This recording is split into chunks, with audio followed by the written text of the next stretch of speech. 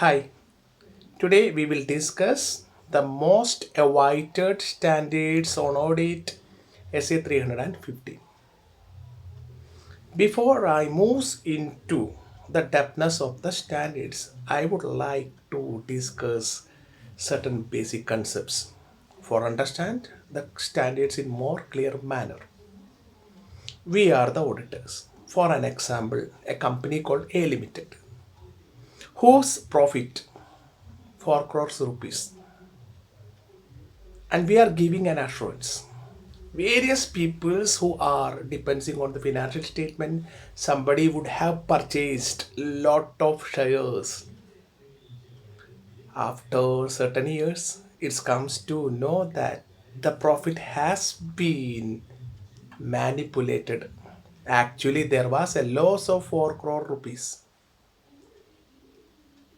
Based on our assurance, various peoples who are taking decisions, somebody lost their money. They could have sold their property and invested in the companies for future growth, earning money.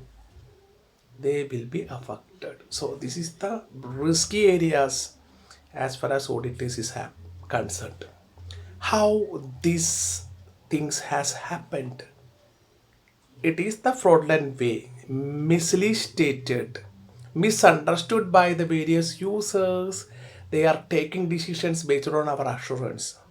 Should we need to reduce such risk, can't eliminate it in an acceptably low level, and that is the subject matter of this standard, identifying the risks and do a detailed examinations. We are going to dig and find out treasure, not treasure, frauds, errors. We are going to dig and finding out. Every business has risk. Some has high risk, some has low risk, because the profit is a reward for taking the risk. One example, a business in jewelry have high risk than a cattle feed business. Jewelry, the risk is high. Their controls, within the control, should be high. A minute milligram of gold have high value, chances of theft are high. So that organization needs good control mechanism. Internally, they control their employees by putting CCTV cameras, making fraud very difficult to commit the people. The most important things we are discussed in previous essays. An organization should taken care of their employees, giving lot of work and not adequate pay. These are the mottos to commit fraud. This is very important to create an ethical and honest environment. How? By rewarding their employees adequately. Otherwise, there is a chances of theft is high, fraud risk factors are high. It is their responsibility. Then we are moving into, it's a business risk I'm talking about. Can't eliminated, can't reduced. If I want to do a gold or diamond business, I have to assume that risk. Number two, environment. Now the pandemic of corona, purchase power of the people will be downsized. Sometimes competitive, highly cutthroat competitive environment, what will happen? Competitors will try to gain the market shares. For an example, when the Geo introduced Geo, how many mobile sectors, mobile operators, service providers has been affected due to the competition. So the environment in which that business is operate also high relevant. Next point I would like to discuss about reduction of risk. This is an area we are going we are going to mark certain points. If we dig there, we will get the fraud. It's our duty to dig out maximum frauds and errors which is professional way hidden in the financial statement. What we have to do in that connection? For that, we have to identify the risky areas, high risk area, medium risk areas, and low risk areas. All areas are not highly risk. For an example, I already mentioned about the gold business. Inventories are the high risky areas. Every day they have to accurately take their stock. On an opposite way, a cattle feed business have the less value of stock.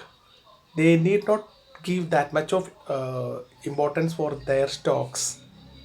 So we have to classify those segment high risky areas, identify the high risky segments. There what we have to do a detailed, more elaborated ways of checking and find out the frauds. We have another point is there. We have to inquire the management. What we have to inquire to the management whether they have any risk identifying procedures within their organization. How management is going to identify the risk. One example I will give you. I'm asking that questions to the management, and they had replied to me that our organization has 3,000 employees. Out of 3,000 employees, 300 people are the spy workers. Whatever conspiracies, whatever frauds, the informations will pass to the top level management, and due to that way, this is one example I'm giving you, they are identifying the risks. It's very important.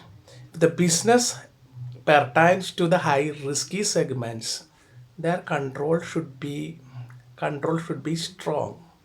How can we identify whether the control is weaker or stronger to test the controls? One example I will give you.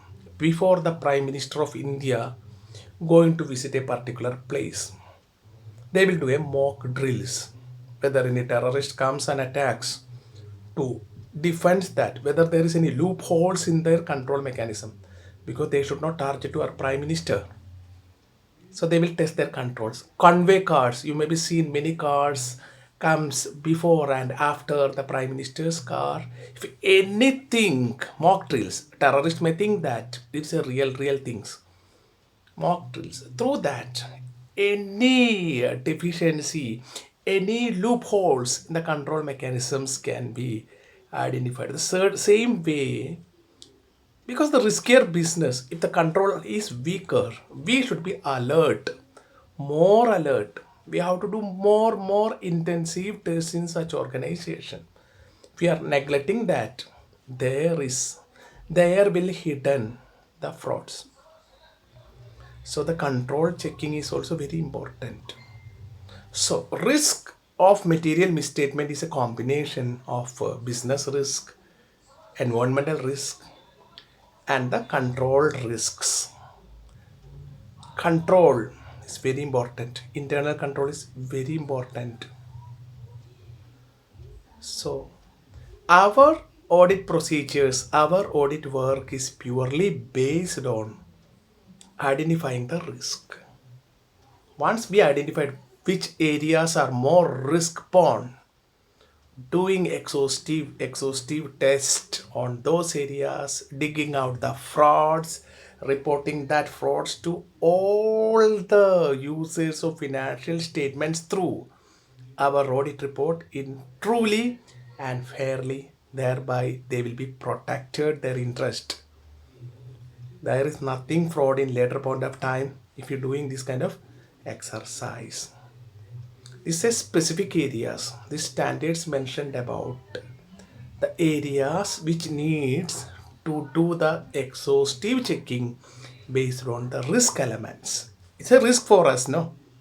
As already mentioned, we are reporting 4 crores ka profit. Later it comes as 4 crores ka loss. It's a riskier aspects for us only.